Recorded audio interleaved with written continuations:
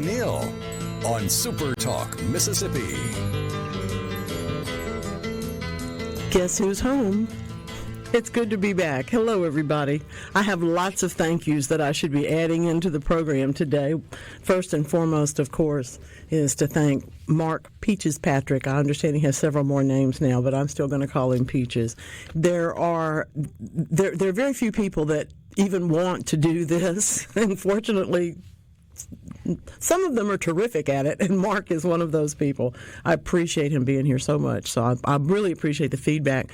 Y'all have been real sweet telling me how much you liked him being here and how funny he and Lance were.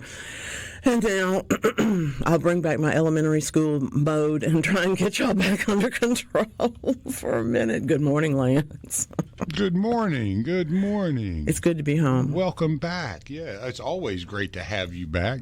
But I know you had a very productive and wonderful time down south of here a bit. I did. I would like to say that I was at the Racine Cheese Festival, but there are not that many people around that will get that joke anymore. So yeah, I don't know that. I was far to the south and enjoying myself a lot and getting a lot of things done. Oddly enough, there's stuff that has to get done. So there you are. Before that, of course, was the Bottle Tree Tour, and everybody was so sweet. It was such a good weekend for Fondren, for my neighborhood, and for everybody in the garden world. It was terrific. I appreciate all of y'all. And, of course, it was so much fun to be at Fondren Yard doing radio. It was just a treat, bright and early in the morning. Trey is already in with us today, and indeed, dear me. Let's move on across this one to the next week. How about that? I'll look at today. A friend of mine sent this particular meme to me, and I just thought, Trey's got to have this. So I'm psychic, Trey. Good morning, because I hadn't talked to you this week. You know, if you don't rake leaves, they turn into soil, right? They don't break into your house and drink all your wine or anything. And there are people who have a frantic attitude about leaf raking.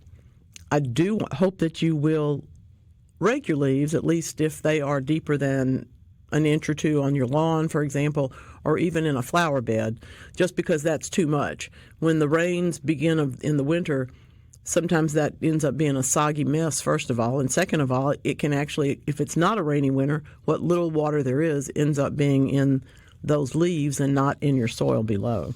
So, and you don't want to shade your lawn completely, but please don't be out there at 5 o'clock in the morning blowing those leaves around just to make yourself feel better. Wait until 8. I think that's a little more polite.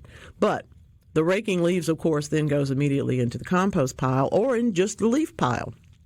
You don't have to put in anything else. You don't have to put in my favorite, of course, are coffee grounds because I have a lot of coffee grounds. But there are a lot of things you can put into a compost heap, and there are a lot of things you don't have to. And, for example, leaves are one of those things that will break down on their own over time. It'll take longer if you leave them alone and don't turn them, don't add anything to it, but they'll still break down. It's a very simple way of getting a little bit more of what you're looking for in, frankly, what you want to mulch with and also what you want to add to your soils. So welcome into the Garden Mama Show. Thank you very much for being here. I appreciate I get the most interesting emails from y'all. What was the name of that plant? And no, nothing else, just interesting things. I'm always tempted to say something, but there's really not anything I can say to that. You can, however, email me anytime you want to, mamaonair@yahoo.com, when I'm not on the show. And I will, if you will do that, I will answer your question, but you got to give me the whole question or a little more information. On the other hand, when I'm here, when I'm happy to tell you that this text line is the most wonderful thing, but we also have phone lines. So you know how to get to me. Get in touch. Let's talk about stuff. I have an interesting thought today, and that is that there are plants that I would like to have that are not, I'm just pushing the margins. You know, I grow that variegated shell ginger, which of course I saw much farther south than here this week, blooming at 8 feet tall. Mine is 3 feet tall and has one flower, and it's at the end of the season. So there are things that are a little bit pushy in terms of the plants that I like to grow. But there are others that will absolutely surprise you and do beautifully. We've had such interesting couple of years. People have been very concerned about what's going to survive and what's not. I'll tell you what's doing an amazing job just about everywhere are camellias and sasanquas. I have seen more budded up, some flowering, some, on their way to beautiful, beautiful displays this fall and winter, of course. But that's a plant that I really can't tell you enough about how much they add to your garden. They're not only evergreen, so they provide a real structural element year-round, but they're also, of course, beautiful flowers and something to look forward to in the wintertime. I think it's great. Beautiful, beautiful morning glories from Mike today. These are lovely, lovely. I'm a big fan of these morning glories. I hope that you're able to collect some seeds and keep some of them going. Now, I know that some of them are hybrids, but on the other hand, they probably have some pretty interesting parents, too. So thank you for sending those so we can see them. We appreciate all of that. We love for you to get in touch on our text line, send us pictures of your garden, and then you can get with us on supertalk.tv and see other people's pictures of their gardens. That's 601-879-4395. I know you have that already tattooed on your hand, but for those who might be new to the audience, I like to say that number every now and then. Thank you so very much for being so much a part of this program and really all the time.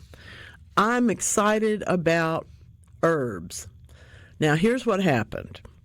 Y'all know that I grow a bunch of kitchen-type herbs, and the two that I grow most all the time quite successfully are oregano and thyme. And yes, I have one big pot of thyme, so it's not a problem. But the other pot dried out badly while I was away. Even though it got watered, it was a rough time for it.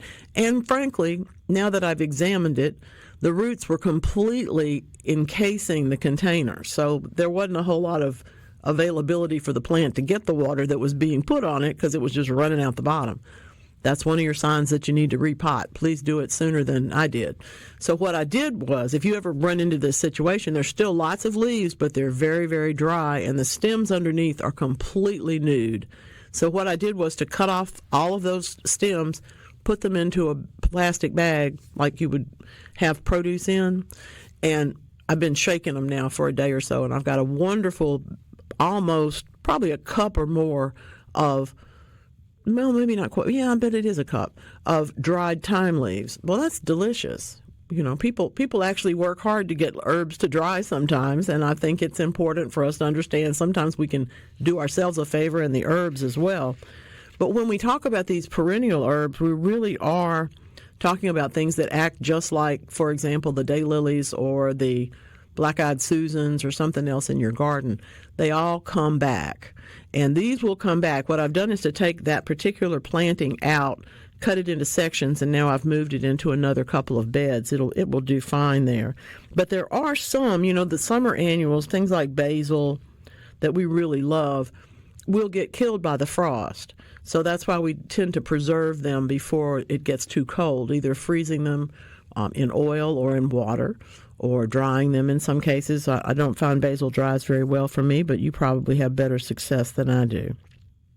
Whether you're going to grow things now or not really depends on your setting. So, for example, we really want always at this time of the year to be putting in the parsley if you haven't already done that, because it is an overwinter annual. It's going to do a lot better growing from now through spring than it will growing from spring through fall in about 99% of the cases. Same is really true for dill. And dill we can grow, we can plant it in the very, very early spring and get a beautiful crop by the time weather warms up. But if you wait too late to plant it, you end up with less dill and more seed heads, and that's not really what you're looking for most of the time. It's also time to plant cilantro. And by the way, if you're planting flat leaf parsley, yes, you should label those pots, because if you plant those containers and come back one evening to grab something, you may grab the wrong one and surprise yourself. No, cilantro does not taste like soap to me, but I understand it might to you, and I understand that you might not want to grow it. Well, that's okay. For those of you, and I'm not going to grow this one, fennel is another plant to start in the fall because it has a better it's better in cool weather. It's going to do more for you and have a little bit better time as well. One of the things that we think about all the time is what book are we going to look at? What herbs are we going to understand? If you really want a broad look at the world of herbs, and by that we mean herbaceous green plants, including these ones that you eat and so many others that are in the same boat, so to speak, that is to say they're green-stemmed plants, don't overlook one of the most classics, the book Southern Herb Growing, which came from Madeline Hill back in the 80s. It's a really wonderful plant book. And her writing, and her daughter was I believe her editor as well as her co-author. I could be wrong about that, but at any rate, they're legends. The book is an absolutely iconic thing. So it's Southern Herb Growing. Look for that one. I don't know how to tell you how much information you'll find yourself stuck in that one. You'll be reading it just like you would read any kind of a novel. Some of our gardening efforts at this time of year really do go to that food business. If you haven't planted your garlic, please do that. Most people's is up by now. Mine's not. But I'm going to give you one other little tip today in that regard, and that is here. Guess what? It is actually the right time to plant another round of carrots and radishes and beets. Why is that? Because as my correspondent has told me, sent me a nice email about it, when the moon is full and it is in an earth sign, the earth is ready to accept those seeds. I'm not telling you this because I know it, but I certainly have planted plenty of carrots and beets, and yeah, they grow pretty well. So now's a good time to go ahead and get those in here in mid-October.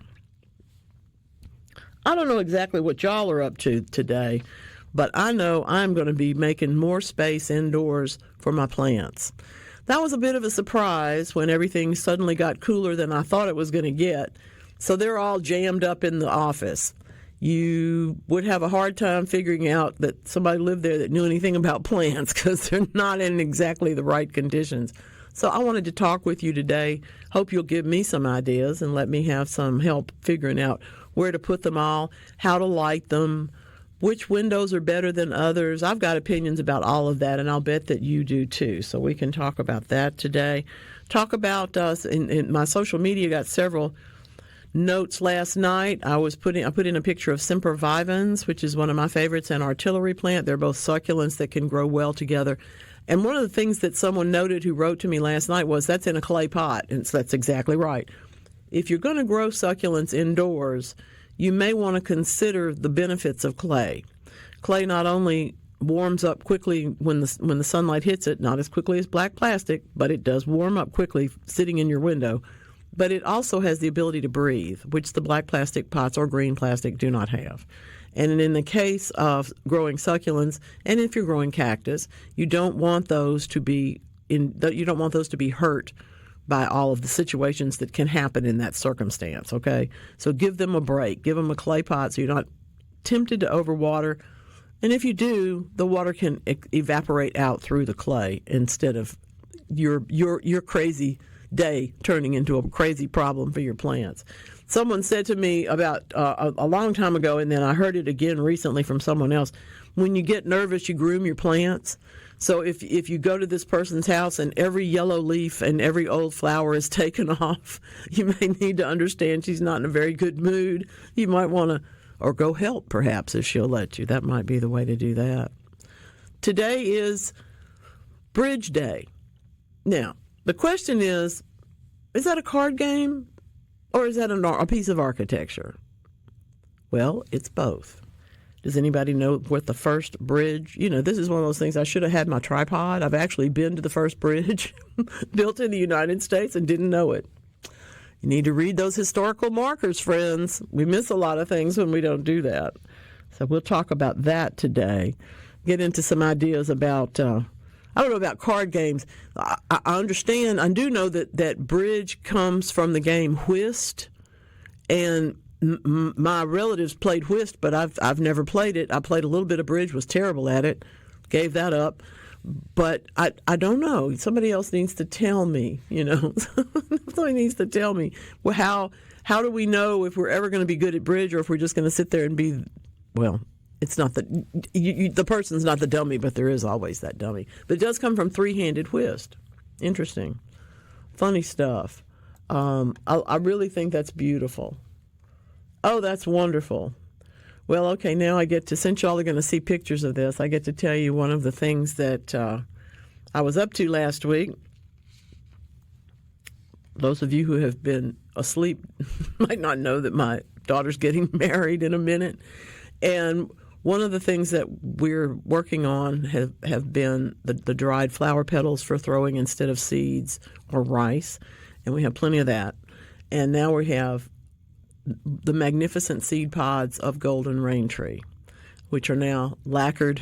I mean, they're just beautiful. So when you see these pink pods on SuperTalk.tv, you will know what you're looking at. You're looking at golden rain tree. Can't grow it much further north than maybe Hattiesburg. Y'all tell me, do they grow there? But it's a neotropical. I like that, neotropical tree. How about that? Ooh, beautiful angel trumpets in Caledonia. So gorgeous. They're planting strawberries. Oh, fun. We'll talk about that, too, this morning. This is the Garden Mama Show. It's good to be home. For those of you who don't happen to know, this is the little tune called Altheas. When I very first started doing radio, I was determined that every song would have a flower or plant or some reference in it, and almost all of them do. But Altheas was always one of my very favorites because I wanted to name something Althea. It's not, so I don't know. So anyway, ironically, I was called to someone's yard last week to look at some Altheas that had literally been folded down. They're still in the ground. They haven't heaved out, but the wind and the storms had literally laid them over. The good news about that kind of plant, Althea is, of course, the woody relative of hibiscus that we're more familiar with, but they have that same robust quality.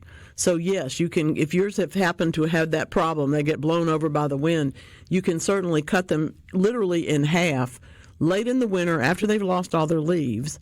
And you can also thin out some of those canes because sometimes the force that causes the plant to keel over is just as much its own top weight as it is the wind. The wind plays on it, but if it's not as if it doesn't have as many small branches, if it has a few bigger branches, it's going to be a better result. So I think that's a really good one to put for you. Good question about planting strawberries. Good morning, Caledonia. The strawberries that we plant in October are really going to do best for us. When we plant them later in the year or when we plant them in the springtime, it's difficult for them to really get growing and do as well as they can do. So you clearly have to have sunlight. You have to have well-drained soil. But you also need to have a slight elevation to the way down to the surface of it too tightly because you don't want to injure it. And then going, I think we'll have a better time with them. I like that. Let's see. All right. Now, I love this, Mike. You always ask the best questions. Devil's trumpet. I just talked about angel's trumpet, so now he wants to know about devil's trumpet. Angel trumpet flowers hang down. Devil trumpet flowers face up, first of all. But it's not usually called devil's trumpet. It is in some places, but it's also known as datura, and it has several other names as well. But the point is that it is the one that has the flowers that grow up. Both of them need very warm, sunny roots. You know, the space where the plant grows needs to be nice and sunny, not too much mulch around them. And generally speaking, the daturas bloom sooner than the angel trumpets, but they don't bloom as much. So that's the answer to that one. You got some beautiful pictures coming in today at SuperTalk.tv. I know the name of this angel trumpet, and I can't call its name. I apologize for that, but that's a beautiful one. That gold is a gorgeous color. There's a lot of breeding in this plant. You see different colors over the years as things get enough stock to be able to be released, and that's kind of fun. I like that. I have, yeah. I'm kind of stuck on its bridge day. I'm remembering how badly I played bridge, and I'll bet there's some of y'all that just play great bridge, but it's not me. Oh, good. The Halloween decorations are rolling in. Some pretty hydrangeas. That's lovely. Really sweet. Thank you, Paula. Good morning. I don't have a scarecrow. but I now have a turkey. So I'm going to, now I don't have any Thanksgiving music, so you won't hear that, but I am going to put my turkey where he can be seen and get pictures of him, because he's pretty cute. Every now and then you have to appreciate that. Oh, that's beautiful. Lovely garden. You're showing us such pretty pictures. Thank you, Lance. That's lovely. By the way, the Pennypack Creek Bridge is the oldest bridge in the United States of America. No one guessed. I'm just going to tell you. Guess what? It's probably not even in the flashcards. But it is now known as the Frankfort Avenue Bridge, and that's what I have actually seen. If I'd known, if I'd read the marker, that would have told me that the Pennypack Creek Bridge is the oldest bridge in America, established in, 1697. So we've had problems with bridges ever since, but we still need them. So that's why we work on them so much. That's why infrastructure is so essential. This is, in fact, it's located in the Holmesburg section of Philadelphia, northeast Philadelphia. Interesting. Pretty. Nice stuff. Oh, gorgeous petunias. Those are lovely. Lovely, lovely, lovely. There are so many opportunities when we look at the things like the sempervivans and some of the flower seed heads, and they're so intense. You could see them and not even know that it was a plant. You might think that someone had blown it out of glass or carved it out of something. The heads on those celotias are just magnificent, just beautiful plants. Thank you for sharing with us. Okay, here's a topic that you may or may not want to know. How do you remember how to ride a bike, for example? Things that you learned, maybe if you're a grown-up, you learned them 30, 40, 50, 60 years ago, okay? How do you do this? The different kinds of long-term memory have not really been studied as much as they should have. This is from the Paulson School of Engineering and Applied Sciences at Harvard. The work, for example, just like short-term and long-term memories, you might be able to remember who your second grade teacher was, but you might not be able to remember, what you bought at the store yesterday. I mean, the different ways that those are both considered long-term memory, but they work differently. And what we found out is that they realize that the median temporal lobe is the long-term memory. Like, for example, names and dates and all those kinds of things can be very, very damaged if that part of the brain gets hurt. But they can remember, the folks that have that impact can have short-term memory be completely fine. So interestingly enough, this is one of the things that people have always been interested to know about, but what we're finding out now is that those memories actually form in different parts of the brain. And the cerebellum, if you all learned your brain parts, the cerebellum is really the part of it that directs all of this. It's critical for the information of those long-term skill memories. If you learn to ride a bicycle when you were 8 and you're not 8 anymore, how you remember it is how it's stored, and that's where it's stored, is through the work of your cerebellum. When you can talk about things in a conversation, but you can't remember exactly what came before that conversation, that's a short-term issue, and that's impacted differently. But I thought it was real fascinating with this. I once had the pleasure and honor of working with a man who he could remember how to play baseball, but he couldn't remember what bus to take to go home from the place where we were teaching him because of the way his brain had been affected. And watching him learn how to give himself cues and learning how to stuff really taught me a lot about how my brain could work better, and certainly his did after a period of time. So it's kind of fun. Let's see. Good question from Ray. Do we put them in containers so that they can be taken inside in the extreme cold, or in the beds, or where? But it depends on the herb. If you have the oregano and thyme, you have the other perennial herbs like that. We grow them outdoors. You can grow them in the garden. You can grow them in a container and leave the container outside, unless you want the fresh herbs to be available to you in January. In that case, you probably want to make at least one small container of it that you can bring indoors. I like to grow the perennial herbs in containers because it gives me more flexibility, and then I can divide them up. But I do have some growing in the garden beds as well, and they do fine. They make a nice ground cover in many cases. I have a couple of different plants that maybe are not. Rosemary is not entirely hardy, so I do grow, but it can grow in Zone 8 here in central Mississippi. It can grow out in a really dry bed, or in, for example, a clay pot is another good place for rosemary to grow. The sage and thyme that I grow, the bay tree that I grow gets some damage, but it stays outdoors. Now, I do, the ones I leave outside, I make sure that I harvest enough to get me through. But, for example, ginger's going to be hardy. Lemongrass, maybe not so much. You might need to be a little bit farther south of me to have it actually come back as vigorously as it could. That's one of the issues, is how vigorously does that plant come back. I find that thyme and oregano, for example, come back pretty well. But things like lemon balm and the mints, those are all going to be absolutely performers. And even chives, if you can stand chives, because they're going to seed all over everywhere, but they will be perennialized. Some people put them in a container so they can control that overseeding or reseeding. You have your choices, Ray, and I like both. That's nice, very nice plants. Thank you. Beautiful things.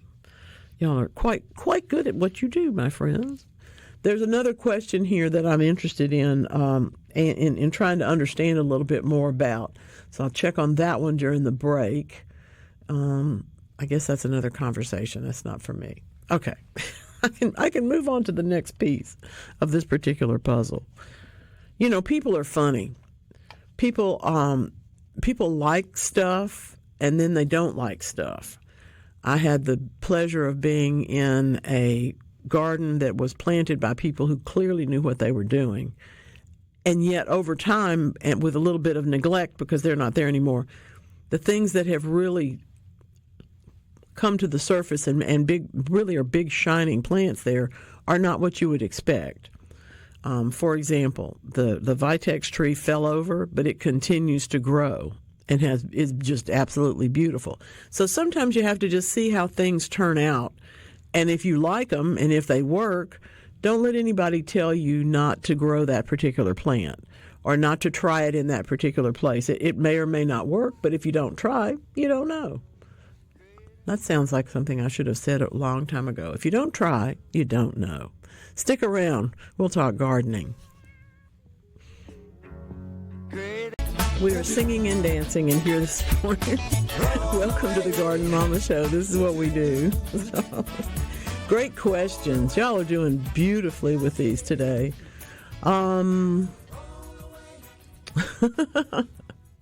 Okay, Kathy, I'm going to find out. I'll have to look at that one a little closer and pull that picture up a bit closer to me. Mike, I'm not sure what that was about. But now, coming to us from Jeff in Grenada, I have so much empathy for Jeff at this moment in time because I have had this situation myself. You got a hill and you have to weed eat it. If you can plant it with something that you don't have to weed eat, life would be a better thing. And I agree with him so much. Now, this is to say, there are a lot of choices. I've told the story before. I hope you have heard me refer to the person that I watched for years mow a slope with a lawnmower on a rope, which looked sort of like a bungee cord and kind of a really bad idea, but still. Okay, I get but this whole business of having to weed eat slopes is very tough. There's a good article, and I did send it to him, but y'all probably want to know what it is too. In the Cooperative Extension bag, Mississippi State, of course, is who I'm talking about right now. This is Easy Ground Covers for Mississippi Lawns is what it's called, but it applies across zones 7, 8, and probably even 9 if I look far enough. These are all going to be things that are less than 3 feet tall and can be planted, and pretty much once they are cultivated into filling the space, they're pretty well comfortable. Now, one of the things about filling space with ground covers, if you're in an area where things are not going to get a great deal of attention, plant thicker. for whether it's seed or whether it's plants, whatever you're doing, go a little bit thicker because you need to increase the survivability of that plant in that difficult environment. The other thing to remember is that the first 2 years are the most important in the life of that plant. The plant may be able to be there for 20 years, but only if the first 2 years work for you. So make sure that you've got a soil they can grow in at least a little bit. Make sure that you've got some fertilizer that's available to them. And also make sure that you mulch it to some extent around the plant so that the other weeds that are there don't take over. If you can possibly put out landscape cloth before you plant all these things, that's great. But depending on how big the space is, you may not be able to do that. So the idea is that if we get something else growing, we want to cultivate just that. So this is actually a case where those bottles that you hook to the hose and spray the fertilizer, oftentimes it turns out to be the best way to keep them growing. So that's ground covers on a slope from me to you this morning. I have had several choices in my life. I've grown a bugleweed, the ajuga, on a small slope, and it did very, very well, but it was not a gigantic area. It was like, 10 by 4, so it didn't go down. It was not a sharp slice, but it was too difficult to mow and stuff, and it also needed to look better because it had a sign in it. So that's why the ajuga did such a good job there. I like holly fern. I think this is one of the good uses for English ivy. Of course, a lot of people use lirio, but in a circumstance where you're trying to avoid weed eating, I'd rather have something that vines.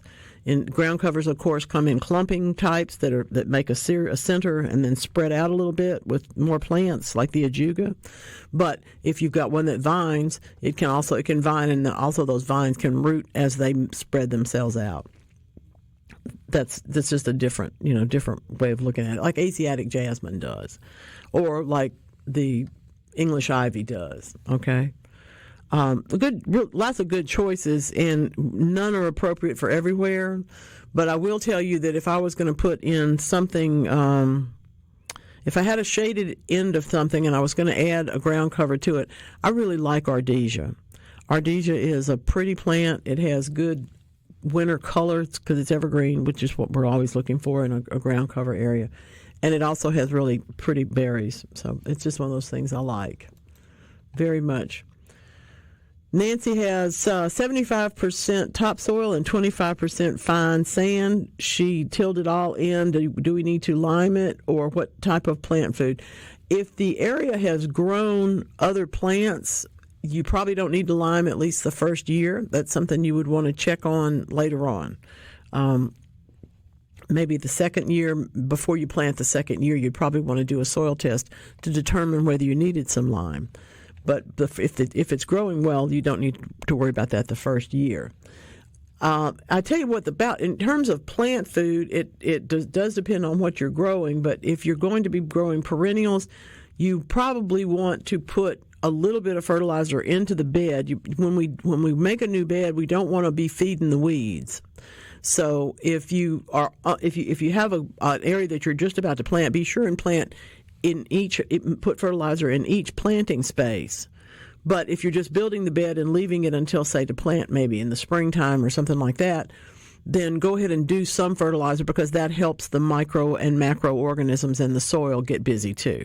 You don't want to do both things. You wouldn't want to feed the whole bed at the same time that you were planting if it was in springtime, because then the weeds are going to grow as fast as the plants.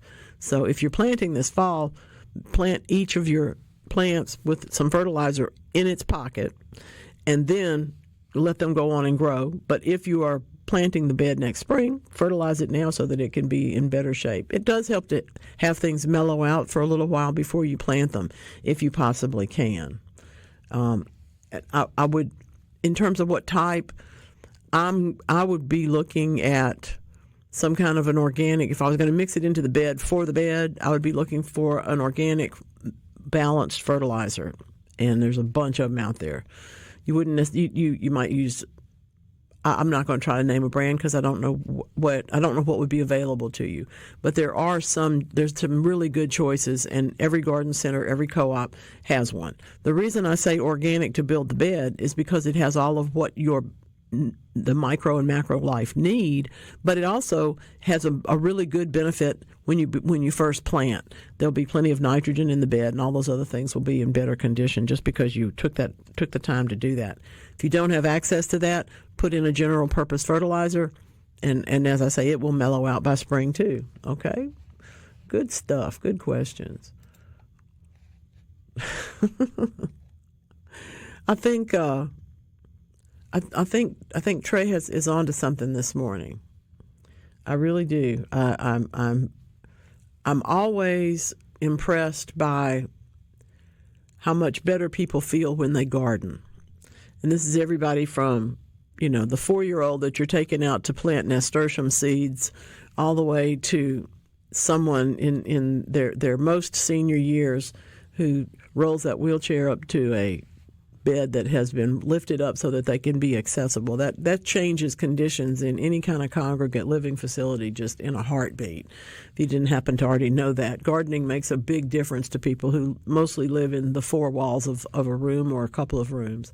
And that's not a terrible thing at all. Gardening can be added to that part of the world, and as easily, sometimes easier than it can be, say, to you or me.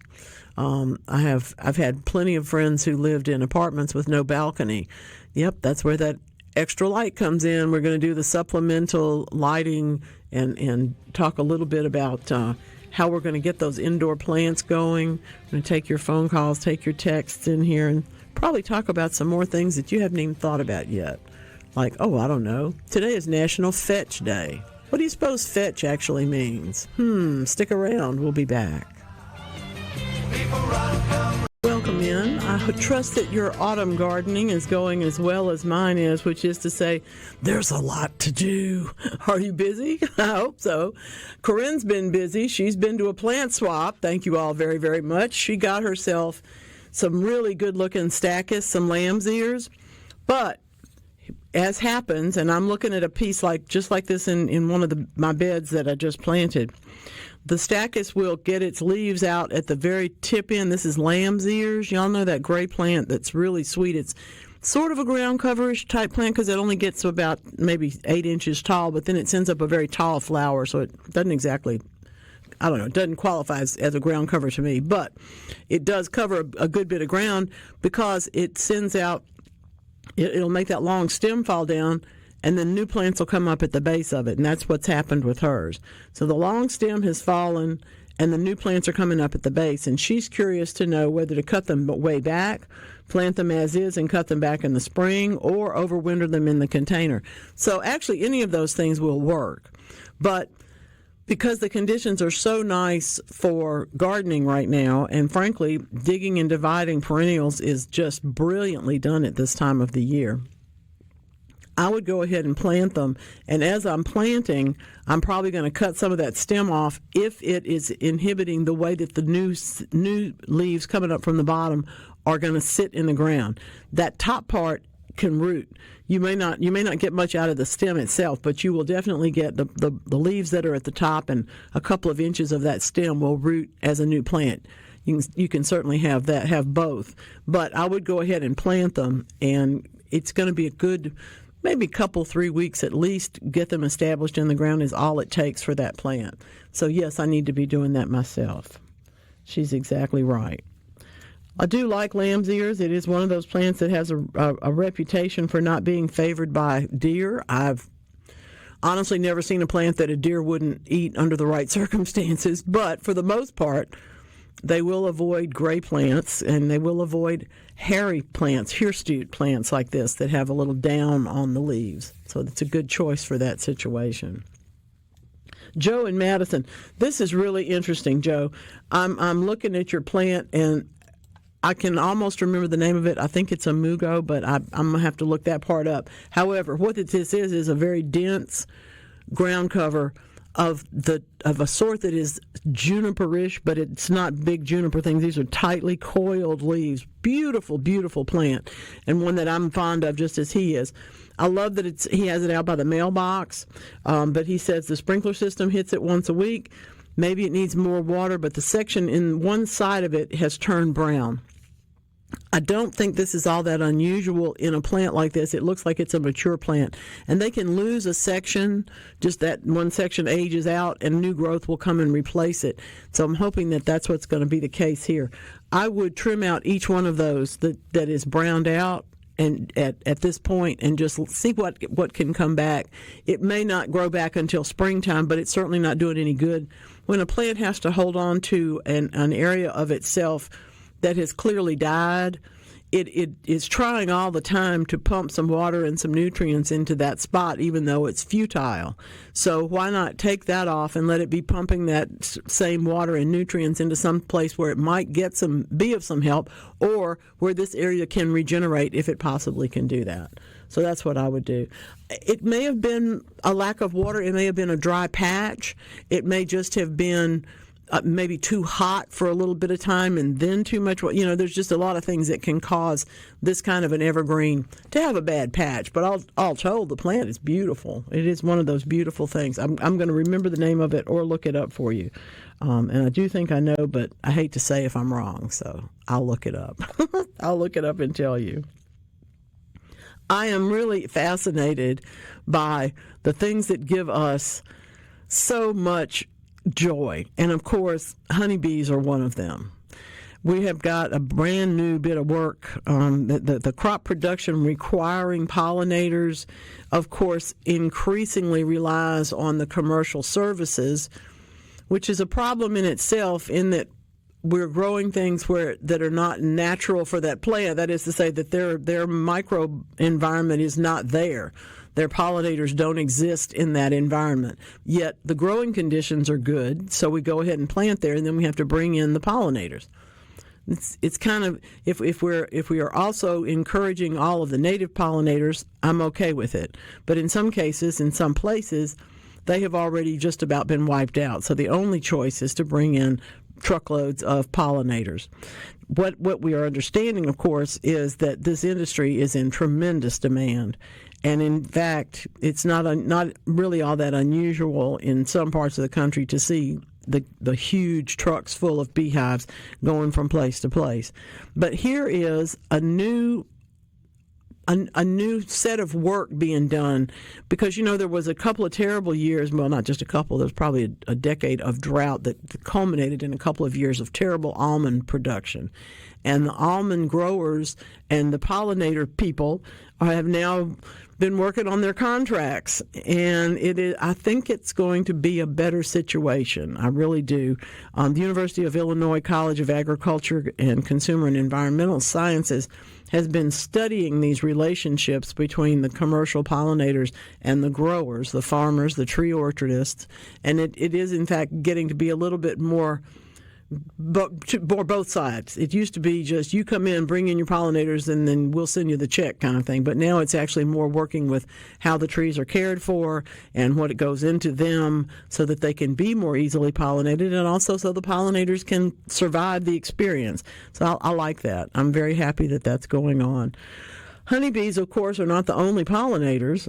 If you are subscribing to the Garden Mama newsletter, you saw a picture yesterday of a gigantic bee on a pentaflower. I'm celebrating pentaflowers because I had never grown them through an entire season. They're still blooming. If I deadhead them, they're going to bloom another time. And I've never grown that plant to that extent. I've grown it in a flower bed, and it looked okay, and it was lovely. But this has been in a big container, and it has just been an absolute magnet for the bees and the butterflies and everybody. I'm not even that crazy about pink flowers. It just caught my eye, and I planted it. So I encourage you to add Penta, P-E-N-T-A, to your list. Here's one on supertalk.tv that I will encourage you to put on your list, too, and that is plumbago. Plumbago is not going to be completely hardy. It's another one of those marginal plants, but it is spectacular right at this point of the year in Zone 8, and it's perennial in Zone 9. So it's one that you can grow in a container, even in Zone 7, if you have a sunny exposure. because you're going to want it to get up and be growing, really rapidly through the summer so it can bloom. And that's one of the biggest issue, of course, is how much time, how many heat hours can we get into this plant. And in the case of plumbago, it does take a good bit, but it is a very beautiful plant and one that I hope that you will encourage your garden to accept. It's blue. I know that doesn't go with everything, but I think every garden needs a little touch of blue. Maybe not a whole lot, but a little bit. I have been kind of fascinated by this whole business about fetch, and I'm just gonna say it. I didn't know, I had no idea. There's so many things I don't know.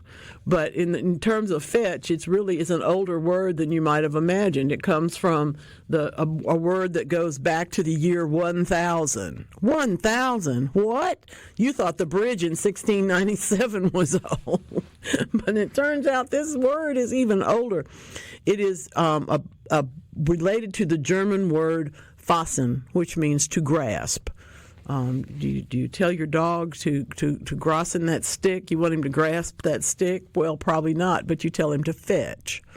And they're the same word. In the dog's mind, they're probably the same word because, all dogs speak German, right? I mean, that's what I've heard.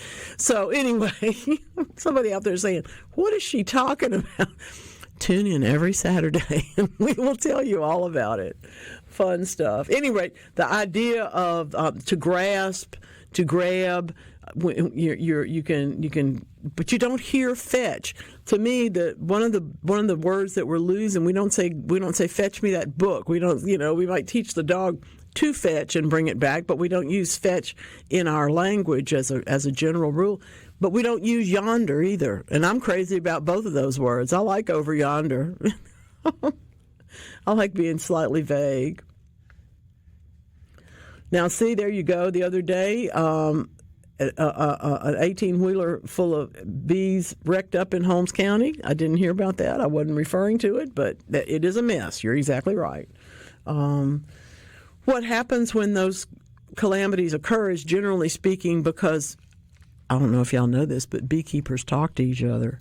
And as a result, there will be a network of people coming out to work on that sort of thing. When I had bees in my house in the wall, I only had to talk to one beekeeper to find 3 more that were willing to come and help with the problem. So it is a community that depends on itself and depends on each other's, but they also understand how difficult things can be. So folks have to try and help out at that point. I like that. I wonder if fetching goes anywhere to kvetch, because that's also in German. Well, now I've got homework I'll have to do now. We'll have to find out about that. If you're going to teach your dog to fetch, though, I have to tell you it's a very difficult thing for some dogs, and some dogs learn it immediately. I think it has to do with the reward system. A pat on the head is enough for some dogs. Others need a treat. Just have to work on it. And Hawk just needs another bird to go get. That's his reward. He is a 100% fetching dog. I was going to say he's a very fetching dog anyway. And yes, fetching does also mean attractive. We're not unaware of that. Fetching. Yeah, he loves to fetch. I mean, I've never had to reward him with a treat. Just petting and tell him how awesome he is and how much how fast he is. He's the fastest. You ever try to teach a French bulldog to fetch? No. They're not interested. They're not. That's not their thing. They want the keys to the car. They might go to the store for you, but they might not come back. So. If I could run like my dog Hawk, though, oh my goodness, that's all I would do. I'd just run everywhere like he does, just 100%. Yeah, it's beautiful amazing, dog. The endurance. Beautiful. And I got a lab, and she's quick, but nothing like that German short hair. He knows it. He knows some German. Yeah, he's learned.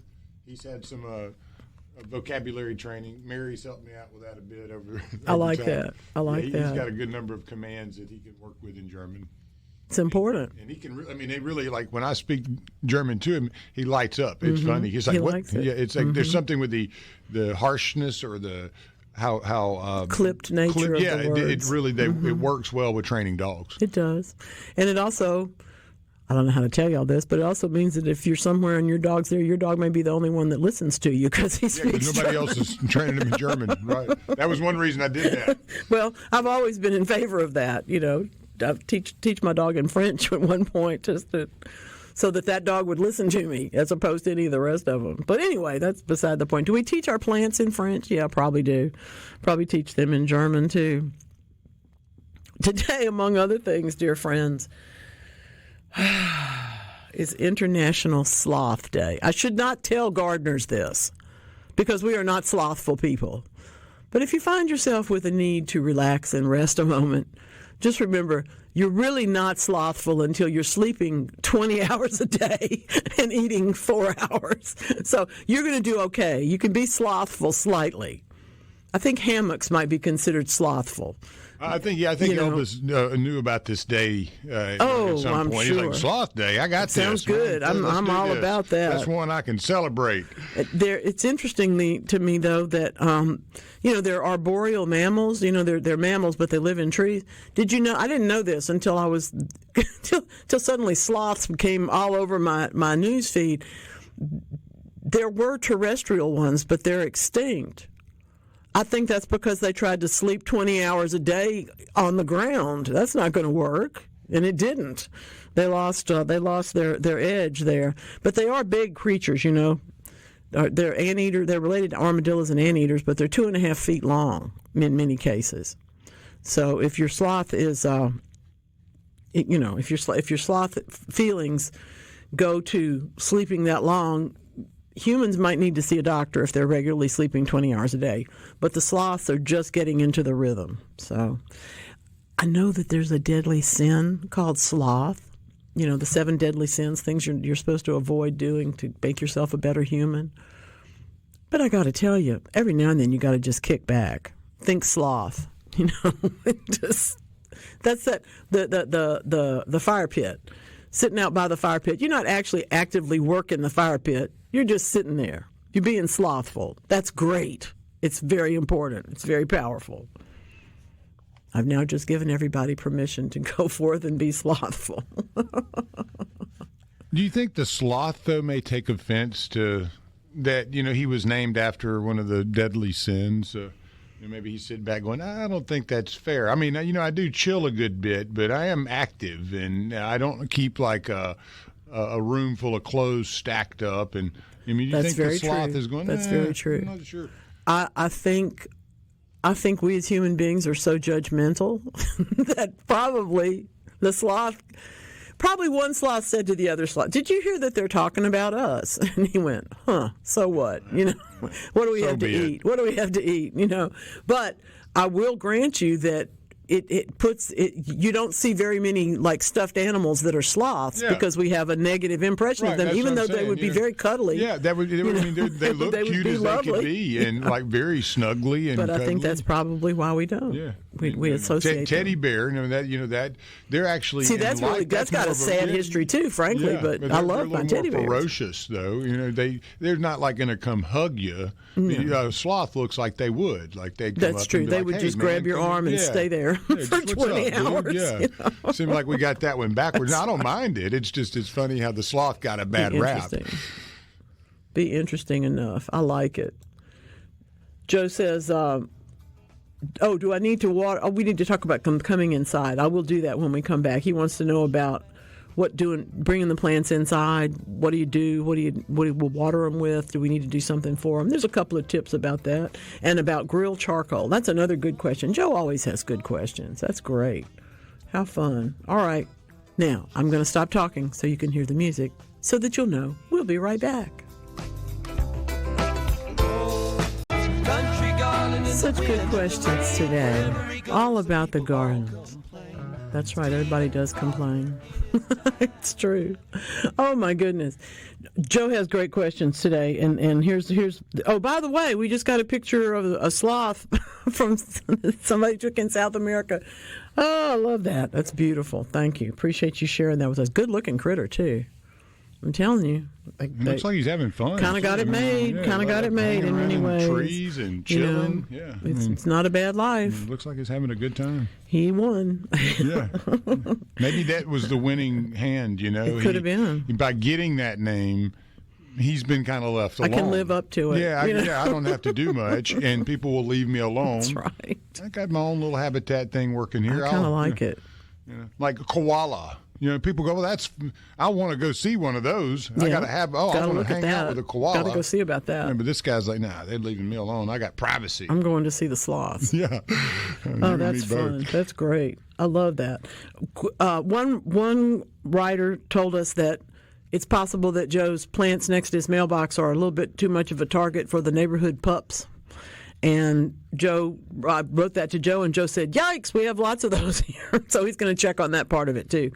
They can indeed, if a particular plant is a consistent target of a dog when they go to relieve themselves, yes, the amount of urea in that urine can cause it to go yellow, can cause it to go brown, can cause it to just have too much going on. So it's just a natural process, nothing to be... No, you can't stop the dog, but you can try to direct the dog to go somewhere else so that the plant can survive. But some plants do take it better than others. That is true. Interestingly enough. Oh, Andrea has beautiful coxcombs. Here's one of those things that you love to be able to say, and I can't, I'm just, thank goodness I'm here. I love being here because I get a chance to say, Andrea has coxcombs that she planted from seeds that she got at the Bottle Tree Tour last year, and now they're blooming this year.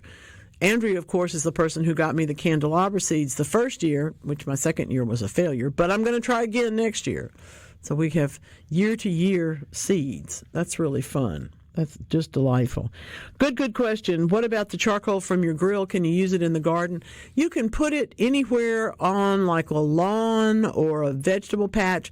You can put it around shrubs, no more than an inch deep in a year. That's an absolute max, and I would prefer that was during the rainy season because it needs to dissolve. But you also need to know, don't put anything like wood ash or lime around things that prefer an acid soil. That would be the azaleas and the camellias, the holly bushes, your blueberries, all of those kinds of plants prefer that acid soil, so you don't want to undo what's working for them. But for a lawn, which needs to be a little bit more neutral than our usually is the case for us, then we have to move on and let them have that. So give it to your lawn or give it to your other plants, but keep it away from the acid lovers. Okay? Okay.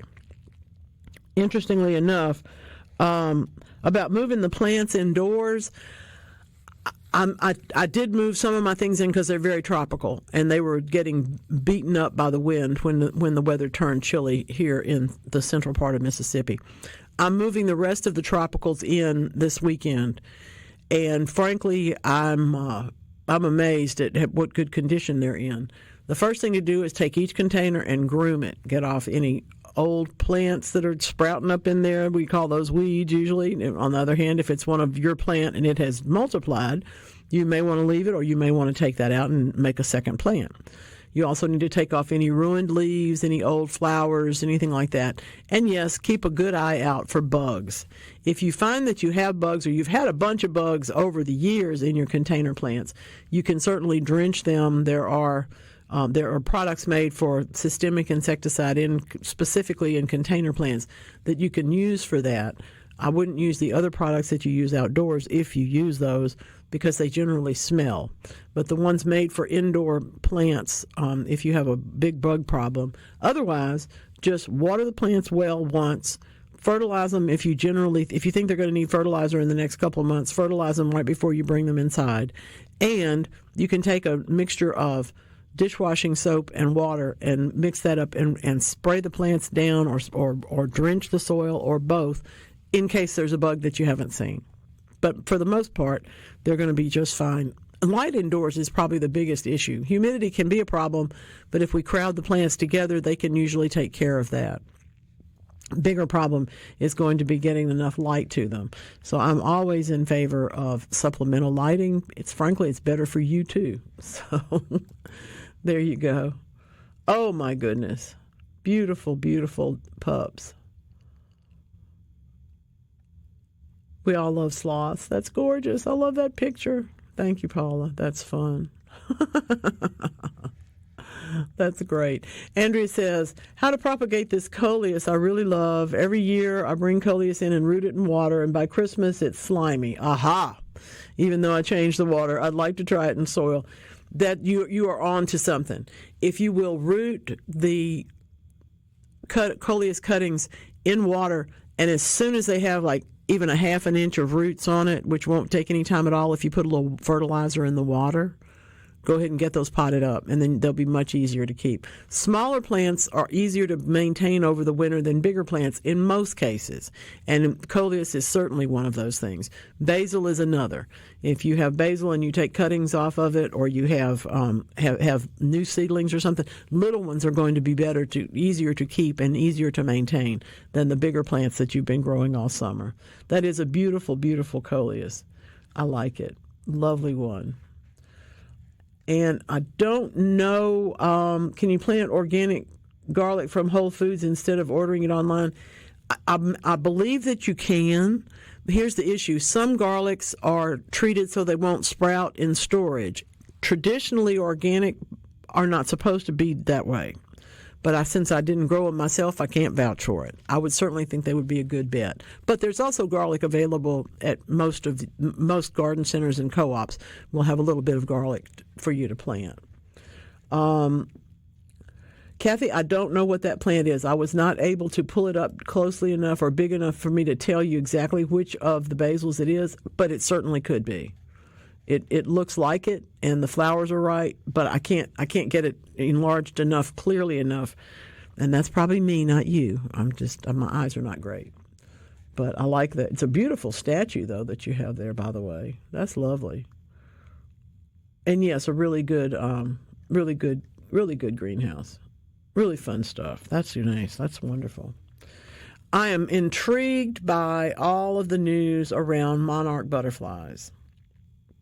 I don't know if y'all have been keeping up with any of this, but we really have got some interesting issues going on, in part because more and more people are interested in monarch butterflies, but also because the question is whether or not the issue for them is getting the migration done or if it's the migration itself.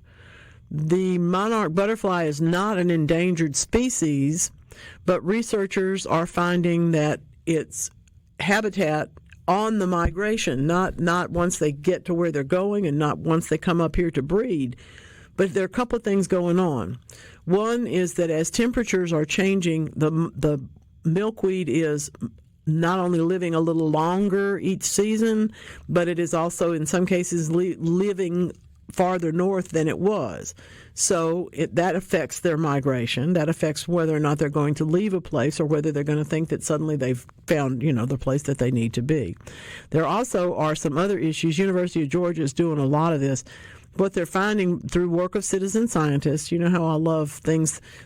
Anytime one of those things says, can you help us count, I don't know, hoot owls or whatever it is, I would say yes if I possibly thought I could see any and help it, because it is one of those cases where we build data and we're able to know more because we all are working together to find out more.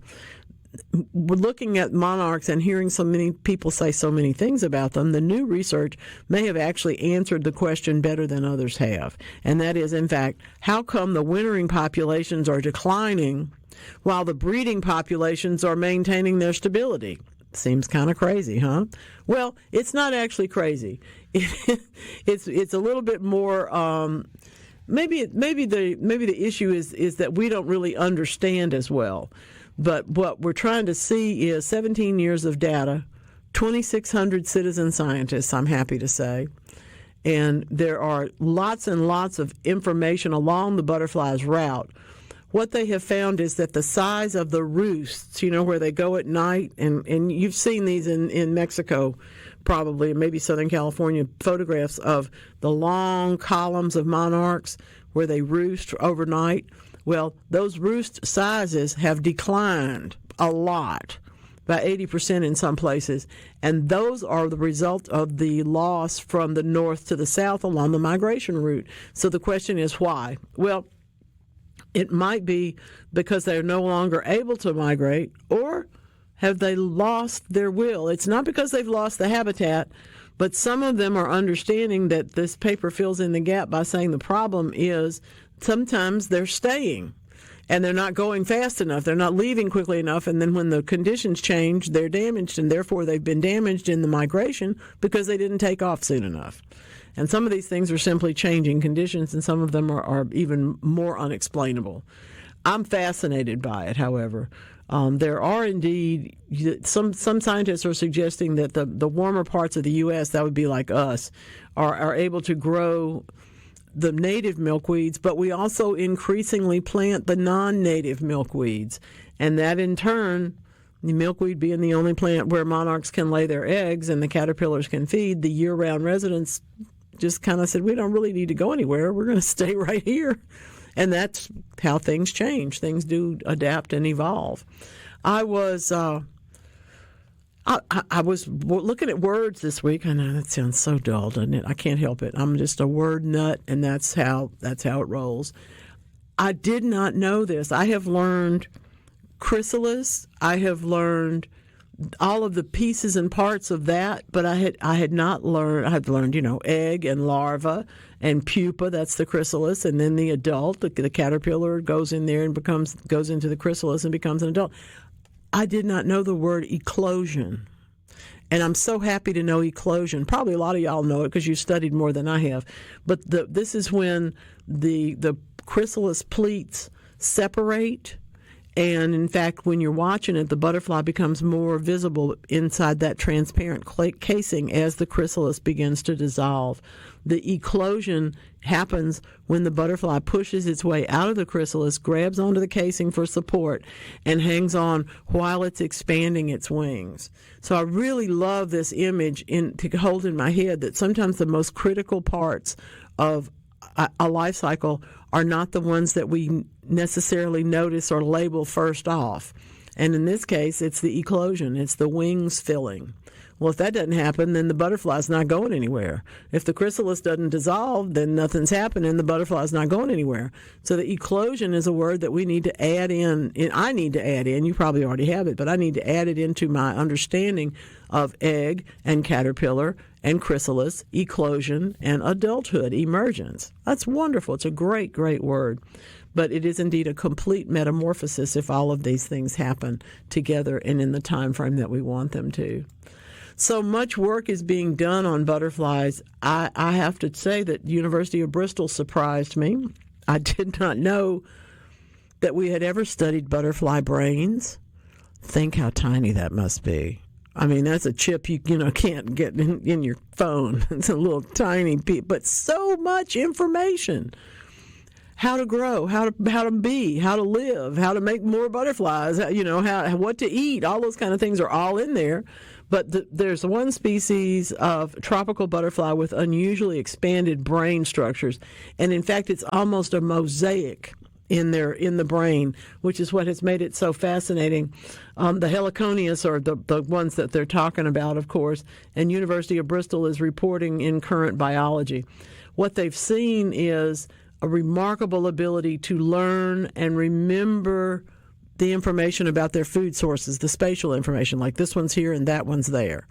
These are things that we understand are extremely important just for the survival of any species, and to be able to understand more about how butterflies do this is a really big deal. Bristol School of Biological Sciences is one of those places where they just look at this stuff all the time. I always have this image in my head because I've known a couple of lepidopterists that they really do wander around just with nets looking to see what's out there. And I think some of them do. But what they have done is to be able to give us more information to help us understand more. And quite frankly, I had no idea how brilliant they were, but they got better brains than a lot of creatures their size. How about that? Something to think about. All right, now let's see where we're going. All right, let's go down to Bayou, and we'll be right back. I really like it when someone asks a question and I think, I really ought to check this out because I think I remember this but I just remember this. I don't know why I know it. Ed in New Hope wants to know, where did monarchs get their name? And my immediate thought was Prince William rather of Orange, and I was right. It's Prince William of Orange. He later became King William III, is where I was stumbling a little bit. But at any rate, it is in fact the secondary title of that king. No, he was not redheaded. He was not a ginger. That was a lot of people have ginger hair. That's not a problem. But his secondary title was the Prince of Orange. So that's why they named this. He was named, however, by the European settlers. The monarch was. Who saw it in the United States, because this was where the first time they had seen it, and they named it in his honor. Obviously, it had another name before that, and I don't actually know that one. But somebody will tell me. Somebody will send me a note this week and let me know, and I'll let you know next week, because I know they have one of the other names comes to mind, but I don't actually know what it is. Okay. I have big news for you, as if you didn't know this already. You ever hear me talk about the Duh file? I read a whole lot. I can't help it. And sometimes I read stuff and people are studying things and I think, well, I could have written that grant.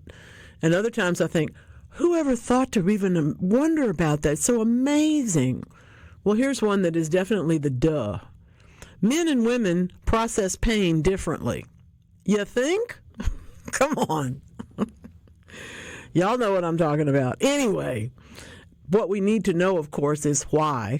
Because when it comes to pain management, we don't need to manage people's pain the same way if they're not experiencing it the same way. So that's what this particular bit of work has been working to find out. University of California at San Diego has discovered that men and women use actual different biological systems. You understand when medicine was invented, people began studying stuff. But because we have kind of a prejudice about humans all being human, we didn't necessarily study the differences of a lot of things. Some things clearly we had to study the difference in. Not everybody can have a baby. But we don't necessarily study things like the biological pathways of pain management. So what they have learned is that the endogenous opioids that everybody's body makes, okay, are the things that they're natural painkillers that the body releases much more readily in men. Women's are based on other non-opioid based pathways, what are called the coping mechanisms, the managing mechanisms, or in some cases are called the endurance mechanisms, which are just different. So your ability, let's just say we both get an injury. Your ability to deal with the pain may come quicker, but mine may last longer. Okay, that's the point of this. And if we don't understand that as physicians or as pain management people or even as physical therapists, we don't necessarily understand what it is that we're dealing with. So I like having that kind of input from these folks. I think that's real smart. Interesting stuff. This is a good one. Do you cut back annual flowers like salvia? They're looking pretty right now. Yes, I will cut them back as soon as they begin to cut them for the vase. Certainly, if they're beautiful, by all means, cut them for the vase. And then the same thing happens if maybe one's not quite as pretty as the others. Go ahead and cut those back, because there is a chance, depending on how the weather goes, it's going to be warm enough this is from Madison, it's going to be warm enough in Madison County this week to set some more flower buds. So that's something to consider, and go ahead and do fertilize them again, and make sure if they don't have enough water that you give them enough water. But we can get another round out of a lot of flowers. In fact, that's what we count on, because that's why we have sunflowers at Halloween. That's why we have the flowers at a different point. It's not because they hadn't bloomed before, but because they bloomed, and now we're encouraging them to do that again. This one is not quite the duh file, but it is interesting to me just because it's so obvious and yet not. There are presenting in the journal Science, which, as we all know, is a really tough one to get into. The enteroendocrine cells are very rare cells. They're so rare. I'm not that great, but I never heard of them. Probably a lot of other people hadn't either. They release hormones in your gut to various stimuli, and there's absolutely the case that one of the things we know, for example, is that the more you change your internal biome. If you have to take antibiotics, for example, you have to go back and repair get some of the good guys going again. Mouthwash is one of those things. That's one of the reasons why there are many reasons why you don't drink alcohol in the morning, but mouthwash has alcohol in it.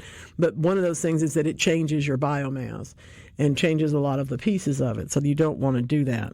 But the hormones in turn regulate the key aspects of physiology, and before you eat, they are triggered. Your body is so connected, is the whole point of this, from your gut to your eyes to what you're about to put in your mouth, that your gut knows already which ones to secrete and which ones not to. And if it's not working, it's something that we need to work on.